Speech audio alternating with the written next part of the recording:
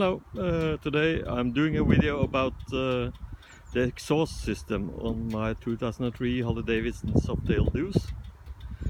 It is a Vance and Hines big shots installed with the quiet baffles.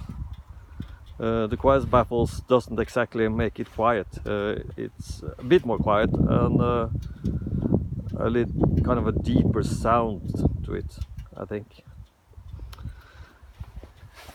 I start it up in a moment and you can have a listen to how it sounds. I think the system looks great with straight pipes.